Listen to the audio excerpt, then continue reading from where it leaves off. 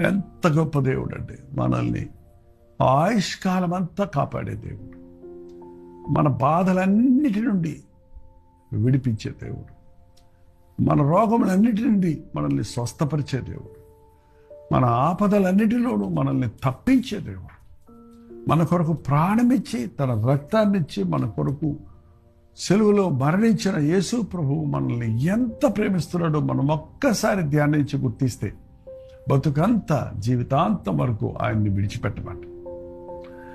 మీ భక్తి ఎలా ఉందో నాకు తెలియదు. బాధలు వచ్చాయని దేవునికి దూరం అవుతారు ఏంటండి? ఇంకా ఎక్కువ వస్తాయి మీ బాధలు వచ్చినప్పుడు దేవునికి దగ్గరగా వెళ్ళండి.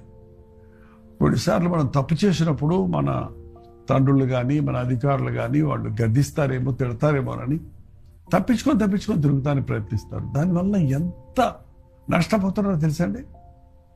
అప్పటికప్పుడు నీ లెక్కలు సరిచేసుకుంటే